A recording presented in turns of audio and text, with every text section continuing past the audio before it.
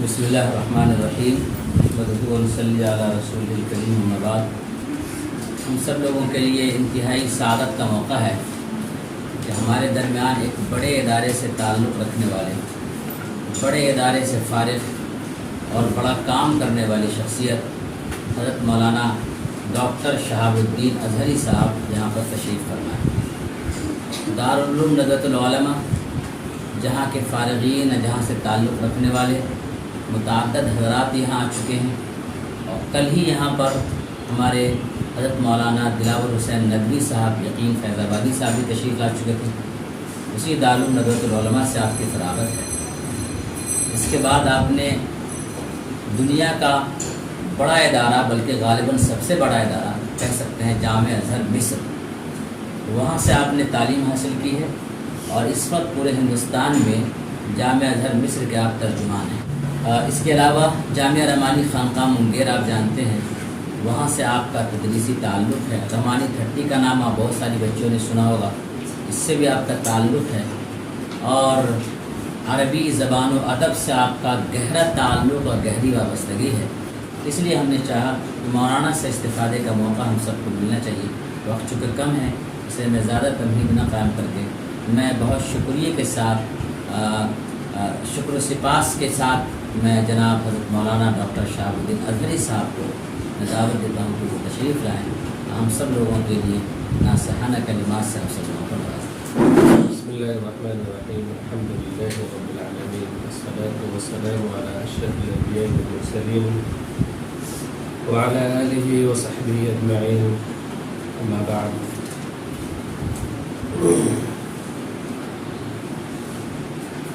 جس طرح کے ابھی ہمارے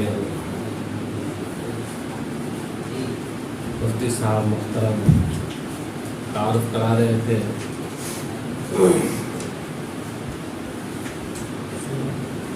سچ تو یہ ہے کہ ہم ان کی محبت کی وجہ سے اور ان کے مشن کی وجہ سے ان کے پاس آتے ہیں۔ جب بھی دربھنگہ آنا ہوتا ہے تو کوشش اس بات کی ہوتی ہے کہ ان سے ملاقات ہو، صرف اور صرف ان کی مشن اور ان کی فکر کی وجہ سے۔ اور یہ رشتہ جو ہے بڑا مضبوط، بہت طاقتور رشتہ ہے۔ ہماری اور آپ کی کوئی قیمت نہیں ہے اگر ہمارے پاس فکر نہ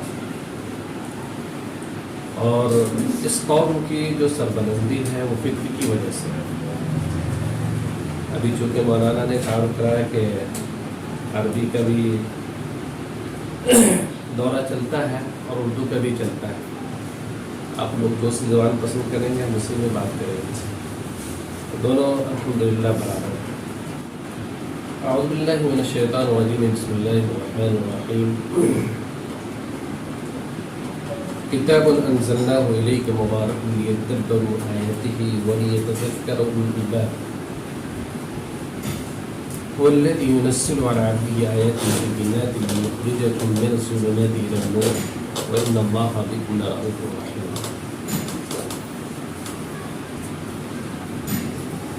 اب سب لوگوں کے لیے بہت بڑی خوشخبری ہے کہ اللہ عز و جل نے اپنے کاموں میں سب سے بڑے کام اور پسندیدہ کام کے لیے آپ لوگوں کو پسند فرمایا، اور وہ ہے حصول علم۔ حصول علم سے بڑھ کر دنیا میں کوئی دوسری چیز کا حصول نہیں۔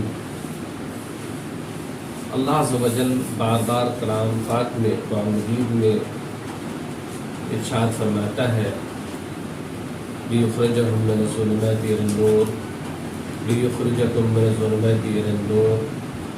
بار بار اللہ تعالیٰ جو ہے اس کلمات کا ذکر فرماتا ہے، کم و بیش 7 مرتبہ، جیسا کہ مجھے یاد آ رہا ہے کلام پاک میں اس کا ورود ہوا ہے۔ ہم غور کریں کہ اللہ تعالیٰ کلام پاک میں ہمیشہ جو ہے ظلمات کو جمع استعمال فرماتا ہے اور نور کو واحد استعمال فرماتا ہے۔ لِلظُّلُمَاتِ إِلَى النُّورِ اللَّهُ وَلِيُّ الَّذِينَ آمَنُوا يُخْرِجُهُم مِّنَ الظُّلُمَاتِ إِلَى النُّورِ وَالَّذِي أَخْرَجَكُم مِّنَ الظُّلُمَاتِ إِلَى النُّورِ۔ جہاں پر بھی دیکھیں گے تو ظلمات إلى النور۔ آپ لوگ ماشاءاللہ طالبات علم ہیں، تو آپ لوگوں کو بھی اس کا حکمت کا پتہ ہونا چاہیے کہ اللہ تعالیٰ ایک جگہ جمع استعمال کرتا ہے اور ایک جگہ واحد استعمال کرتا ہے. آخر اس کی کیا ہو جائے؟ اگر آپ میں سے کسی کو بھی اس کے بارے میں علم ہے تو بول سکتے ہیں، ورنہ پھر میں بتاؤں گا. اللہ تعالیٰ کلام پاک میں ہمیشہ ظلمات کو جمع استعمال کیا ہے، نور کو واحد استعمال کیا ہے. اس کی کیا وجہ؟ گمراہی جو ہوتی ہے نا، اس کی مطلب بہت سارے سبب بن سکتے ہیں، لیکن ہدایت جو ہے نا وہ بس دین اسلام ہی ہے. اس لیے جتنے جگہ قرآن کریم میں استعمال ہوا نا، ظلمات استعمال ہوا اور نور ایک ہی استعمال ہوا. ماشاء اللہ یفتح علیک، فتح اللہ علیک فتحات العارفین. ماشاء اللہ، احسن اللہ الیک و الیکم جميعا. بہت خوشی ہے الحمدللہ کہ ظلمات جو ہے دنیا میں بہت سارے اسباب ہیں.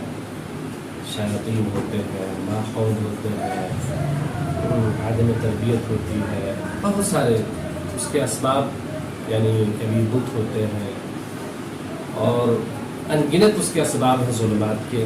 لیکن نور ایک واحد ہے، وہ روشنی اور ہدایت اللہ تعالیٰ کی طرف سے آتی ہے. اس لیے اللہ فرماتا ہے اللہ نور السماوات والارض، اللہ ہی آسمان و زمین کا نور. تو نور وہ ایک ہی، وہ روشنی اور ہدایت ہے. خوشی کی بات ہے کہ اللہ تعالیٰ نے علم کو نور فرمایا ہے، علم کو نور پر اس نور کو آپ لوگ حاصل کر سکتے ہیں. کہا جاتا ہے اگر کسی کو واقعی ماحول میں تبدیلی لانی ہے، چینجنگ لانی ہے، تو وہ ایک چراغ کو جلانے کی کوشش کرے. جیسے وہ چراغ جلا دیا تو یہ مان لیجیے، یقین جان لیجیے کہ وہاں سے آہستہ آہستہ جو روشنی پھیلے گی، تاریکی جو چھٹے گی، تاریکی کٹے گی. الحمدللہ ہمارے محترم مفتی صاحب سے جو کچھ بن پڑا، یہ جو کچھ ان سے بن پڑتا ہے، کہ اسی کے پیش نظر روشنی جلانے کی کوشش کرتے ہیں، چراغ جلانے کی کوشش کرتے ہیں، اور آپ لوگ اس چراغ روشنی سے فائدہ اٹھانے کی کوشش کرتے ہیں. یہ بہت بڑی بات ہے، بہت بڑی چیز ہے. اگر ہم اس کو اپنی سمجھداری میں اس کو جگہ دیں کہ ہم لوگوں کو نور کے تئیں کیسے معاملہ کرنا ہے، کس طریقے سے نور کی خدمت کرنی ہے اور نور کے لیے اپنے آپ کو مسخر کرنا ہے، یہ ہم لوگوں کو سوچنا ہے. جتنا زیادہ ہم اپنے آپ کو نور کے لیے مسخر کریں گے، اتنا ہی زیادہ ہمارے اندر نور آئے گا، ہمارے اندر علم، ہمارے اندر اچھائی آئے گی، ہمارے اندر خوبصورتی آئے گی. اور یہ ایسی خوبصورتی ہے جو کبھی مٹے گی نہیں. یہی اصل خوبصورتی ہے انسان کی. ابھی میں بیٹھا ہوا تھا، امتحان کے تعلق سے اچانک واقعہ یاد آیا.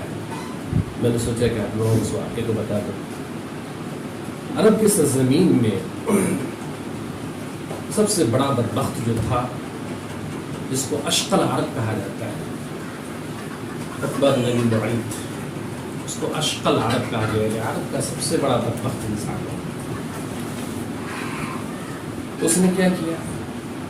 اس نے کسی موقع سے آپ صلی اللہ علیہ وسلم کے ساتھ گستاخی کی، کسی موقع سے آپ صلی اللہ علیہ وسلم کے چہرے مبارک پر ٹھوک مار دیا، کسی موقع سے جو ہے اس نے جو ہے اونٹ کی وجڑی کو آپ کے کاندھے پہ لا کے رکھ دیا، کسی موقع سے آپ کے گلے کے پھندا ایسا کھینچا کہ اثرات آ گئے، اس کے ظاہر ہو گئے. تو کہا گیا اشقل عربی انسان. اس کی بیٹی ام کلثوم، اشقل عرب کی بیٹی ام کلثوم ہے. یاد رکھیے اللہ تعالیٰ کس طریقے سے کہاں پر ہدایت کے چراغ کو جلاتا روشن کرتا ہے، اور آپ اس کو نہیں سمجھ سکتے. اللہ علیہ وسلم ہجرت کرنے والے تھے، اور اس سے پہلے یہ طے ہو چکا تھا کہ ہمارے میں سے کوئی آپ کے پاس جائے گا تو آپ کو لوٹانا ہوگا، اور اگر آپ میں سے کوئی میرے پاس آئے گا تو ہم نہیں لوٹائیں گے اس کو. یہ طے تھا. یعنی صلح حدیبیہ جو حدیث میں بات طے پا گئی تھی. اس لیے حضرت عمر خطاب رضی اللہ تعالیٰ عنہ آپ صلی اللہ علیہ وسلم کا اعتراض کیا کرتے تھے کہ کیوں ہم لوگ اتنے دب کر جو صلح کر رہے ہیں، ہم لوگ حق پر نہیں ہیں. لمن نعطی الدنیۃ فی دیننا لسنا الحق یا رسول اللہ، کہ اپنے دین میں اتنی کمی کوتاہی کو کیوں برداشت کریں گے کہ ہم لوگ حق پر نہیں. اللہ کے رسول نحن علی الحق ولکنی رسول اللہ. آپ صلی اللہ علیہ وسلم نے جواب دیا کہ ہم لوگ حق پر ہیں، لیکن میں اللہ کا رسول بھی ہوں، حق کے ساتھ اللہ کا رسول کا محمد بھی ہوں. تو اس بنود کے تحت، اس واقعے کے تحت جو ہے آپ صلی اللہ علیہ وسلم جو ہجرت کرنے والے تھے، تو اشقل عرب جو تھا، عقبہ بن معیط کی بیٹی ام کلثوم تھی. ان کو یہ لگا کہ نبی کریم صلی اللہ علیہ وسلم کے ساتھ ہمارے والد صاحب بہت برا بھلا کرتے ہیں، اور اچھا نہیں کرتے، وہ انسانیت کے خلاف کام کرتے ہیں، اور یہ بات بالکل قابل قبول نہیں۔ دھیرے دھیرے کے دل میں جو ہے آپ صلی اللہ علیہ وسلم کی محبت جاگ اٹھی اور وہ ایمان میں داخل ہو گئی۔ ام کلثوم جو اشقل عرب کی بیٹی، آپ صلی اللہ علیہ وسلم ہجرت کر کے مدینہ چلے جاتے ہیں۔ اب پھر آپ لوگوں کو معلوم ہے کہ کچھ لوگ ادھر سے گئے تو واپس کر دیا گیا، اور ادھر سے گئے تو واپس کر دیا گیا۔ تو بصیر ابو جندل کا واقعہ سب جو ہے، پھر وہ لوگ جو ہے دریا کے کنارے پہ جا کے رہے کہ جو بھی ادھر سے آتا اس کو مارتا تھا، کاٹتا، ایک واقعہ پورا واقعہ۔ تو ام کلثوم جو تھی رضی اللہ تعالی عنہا، انہوں نے ان کے دل میں خواہش ہوئی کہ میں کیسے آپ صلی اللہ علیہ وسلم سے جا کر ملوں مدینہ میں۔ اس کی عمر 16 اور 17 سال، صرف اس سے زیادہ کوئی عمر نہیں تھی۔ وہ مکے میں خوبصورت بیٹیوں میں سے ایک بیٹی تھی، ذا شرف خاندانوں میں سے ذا شرف خاندان تھی، مالداروں میں مالدار تھی، سب چیزوں میں پورے فل تھی وہ ام کلثوم۔ اور جب آپ صلی اللہ علیہ وسلم مدینہ کی ہجرت کر گئے تو شباب مکہ جو تھے وہ ان کو جو ہے خطبہ بھیجتے تھے، پیغام بھیجتے تھے کہ میں نکاح کرنا چاہتا ہوں، میں نکاح کرنا چاہتا ہوں۔ تو اللہ کے بندے کہتے نہیں، مجھے شادی نہیں کرتے، مجھے شادی نہیں کرتے، مجھے شادی نہیں کرتے۔ وہ انکار کرتی رہی، کسی کو پتہ نہیں تھا کہ اس کے دل میں کیا بس رہا ہے، یہ کیا چیز، کیا خواب دیکھ رہی، کیا چیز سوچ رہی ہے۔ تو خیر وہ ہر دن ہمت کرتی تھی، شام کو کا ہمت ٹوٹ جاتا تھا کہ میں کیسے اکیلے گھر سے نکلوں گا، میں لوگ پورا مکہ جو آپ صلی اللہ علیہ وسلم کا دشمن کوئی بھی راستے میں پکڑ لے گا، مجھے پریشان کرے گا۔ اگر میں مدینہ پہنچ بھی گیا تو وعدے کے تحت آپ صلی اللہ علیہ وسلم مجھے واپس کرنے گا، پھر میرا باپ مجھے بخشے گا نہیں، پھر یہ ہزار طرح کی باتیں اس کے ذہن میں آتی تھی، اور وہ شام کو بیٹھ جاتی۔ پھر صبح ہوتی تھی، پھر ان کا جو ہے عزم تازہ ہوتا تھا، نہیں مجھے کام کرنا ہے کرنا ہے کرنا ہے۔ دنوں میں سے ایک دن آیا کہ وہ شام جیسے ہوئی، وہ اپنا جو کچھ اس کے سارے سفر ہو سکتا ہے اپنا باغی اور لے کے جو نکل گئے، تاکہ بس توکل تو اللہ کا توکل کرے۔ مدینے کا سفر جانتے ہیں 420 کلومیٹر کا سفر ہوتا ہے۔ اس زمانے میں 8 دن میں پہلے سفر کیا کرتے تھے لوگ، جب مستقبل چلتے رہے۔ اتنے دور کا سفر، کوئی ایئر کنڈیشن کا سفر نہیں، کوئی جہاز کا سفر نہیں، کوئی بائک کا سفر نہیں، پیدل سفر، دشوار گزار سفر، خطرات کا اندیشہ، دشمنوں کا، ڈاکیوں کا اندیشہ، ساری چیزوں کا اندیشہ، لیکن پھر بھی ہمت بڑی تھی اس کی کہ مجھے آپ صلی اللہ علیہ وسلم سے ملنا ہے تو ملنا۔ خیر کسی طریقے سے یہ اپنی جو ہے تھکتی ہوئی، لڑکھڑاتی ہوئی آپ صلی اللہ علیہ وسلم کے دربار میں پہنچ گئی۔ آپ صلی اللہ علیہ وسلم دیکھے تو بالکل جس کو کہتے ہیں بھوچکا ہو گیا کہ بھائی یہ اشقل عرب کی بیٹی میرے پاس آئی، میں سب کیا کروں، اور ہمارا وعدہ تھا کہ اب اس عائد واپس کر دیں گے۔ صحابہ کہا کہ نہیں اللہ کے رسول اس کو واپس مت کیجیے، یہ تو بیٹی ہے، اس کو واپس مت کیجیے۔ تو کہا کہ بھائی اس کے بارے میں ہم توقف کرتے ہیں، توقف کرتے ہیں، ٹھہرتے ہیں، دیکھو اللہ تعالیٰ کیا فیصلہ کرتا ہے۔ تھوڑی دیر توقف کیا آپ صلی اللہ علیہ وسلم نے، سوچا، غم کیا، تو اللہ تعالیٰ نے سورہ ممتحنہ کا نزول فرمایا۔ سورہ ممتحنہ جانتے ہیں سورہ ممتحنہ کس بارے میں؟ سورہ ممتحنہ اسی لڑکی کے لیے نازل ہوا، یا ایھا النبی اذا جاءکم المؤمنات مہاجرات فامتحنوہن، یا ایھا النبی اذا جاءکم المؤمنات مہاجرات فامتحنوہن، اللہ کہ اے نبی اگر تمہارے پاس مہاجرہ مومنہ عورت آئے تو اس کا تو امتحان لے لو، اس کو دل میں جان لو کہ مومن ہے تو اس کو فلا ترجعوہن للکفار، اس کو کفار کو مت لگاؤ۔ خیر ایسے ہی ہوا کہ آپ صلی اللہ علیہ وسلم نے دیکھ لیا، جان لیا، اور جب وہ آیا سورۃ کا نزول ہوا، ممتحنہ امتحان سے تو جانتے ہیں آزمائش کے معنی آتے ہیں۔ تو خیر وہ اسلام میں داخل تھی پہلے سے، اور بھی جو ہے قانونی تو اسلام میں داخل ہو گئی۔ پھر ان کی شادی جو کس سے ہوئی، مدینے میں سب سے زیادہ مالدار عبد الرحمن بن عوف سے شادی ہوئی، وہ عاشر مبشرہ میں سے، عاشر مبشرہ میں سے اللہ، تو اس سے ان کی شادی کی، جنت کے جنت میں ملا، دنیا کے دنیا میں ملا۔ تو یہ کیا تھا؟ اللہ کے لیے قربانی، اللہ کے راستے کے لیے قربانی، نور کے لیے قربانی، روشنی کے لیے قربانی۔ اور جو روشنی کے لیے قربانی دیتا ہے، نور کے لیے قربانی دیتا ہے، وہ بھلائی نہیں جاتی ہے، وہ ختم نہیں کی جاتی ہے، اس کا بدلہ مل کر رہے گا تو مل کر رہے گا۔ تو آپ لوگ یاد رکھیں اس واقعے کو، اس بچی نے، اس بیٹی نے جو ہے دین کے لیے کتنی بڑی قربانی دی، تو اللہ تعالیٰ نے کتنا بڑا تحفہ و انعام اس کو دے دے کے رہتی دنیا اس کو یاد کرے گی، اور جب تک زمین پر کلام پاک کا وجود رہے گا اس وقت تک اس کی تلاوت باقی رہے گی. جب بھی اس کی تلاوت آتی ہے اس کا ذکر آتا ہے. تو کیوں ہوا؟ صرف اس کے اندر ایک سچا جذبہ تھا, پکا جذبہ تھا, ہمیں دین کے لیے کچھ کرنا ہے, کچھ کرنا ہے. وقت کی کوئی حیثیت نہیں, ایک فکر تھی, ایک مشن تھا. تو آپ لوگ بھی الحمدللہ ایک بڑے عالم دین کے ماتحت چل رہے ہیں. ان کے اندر ایک فکر مشن جو مجھے کھینچ کر لاتی ہے. اس فکر اور مشن سے میں بہت زیادہ محبت کرتا ہوں. دعا کریں کہ اللہ تعالیٰ اس محبت کو اپنے خوشی کے لیے قبول فرمائے. تو اس کے لیے آنا ہوتا تھا. آپ لوگ بھی اس میں جہاں تک ممکن ہو سکے آپ اس میں محنت کریں اور اس کے لیے قربانی دینا سوچیں. ہمیشہ دیکھیں دین کی ترقی ہمیشہ قربانی سے ہوتی ہے. کبھی بھی سیف لائف سے نہیں ہوتی ہے. دین کی خدمت سیف لائف سے نہیں ہوتی ہے, ہمیشہ قربانی سے ہوتی ہے. اور ہمیشہ آپ ڈھونڈیں, کوئی بھی گھر ایسا ہو تو آرام دہ ڈھونڈنا یہ کوئی اچھی بات نہیں ہے, بلکہ مشن والا گھر ڈھونڈنا یہ اچھی بات ہوتی ہے. ہمیشہ مشن والا گھر ڈھونڈیں, مشن والے شخص کا ڈھونڈیں, مشن والے کے ساتھ رہے, کیونکہ یہی چیز آپ کی باقی ساری چیزیں ختم ہو جائیں گی. اللہ تعالیٰ ہمیں ان باتوں کو سیوا کرنے کی توفیق عطا فرمائے. آمین ثم آمین. آپ کو دعوانا الحمدللہ رب العالمین. وجزاکم اللہ خیر. السلام علیکم ورحمۃ اللہ وبرکاتہ. جزاک اللہ خیرہ. مشن کے لیے بہت کچھ قربان کیا جاتا ہے. مجھے نہیں بولنا تھا لیکن مولانا نے اکسا دیا مجھے. مشن کا مسئلہ یہ ہے کہ آپ کا اسلام مشن پر ہے. جب اسلامی تاریخ طے کرنے کی باری آئی تو 4 آپشن تھے مسلمانوں کے پاس. پہلا آپشن یہ تھا کہ رسول اللہ صلی اللہ علیہ وسلم کی پیدائش کے سال کو پہلا سال مانا جاتا ہے اسلام کا. دوسرا آپشن یہ تھا کہ بہت بڑا واقعہ پیش آیا تھا اقرا بسم ربک کے ذریعے نبوت کے سال کو اسلام کا پہلا سال قرار دیا جاتا.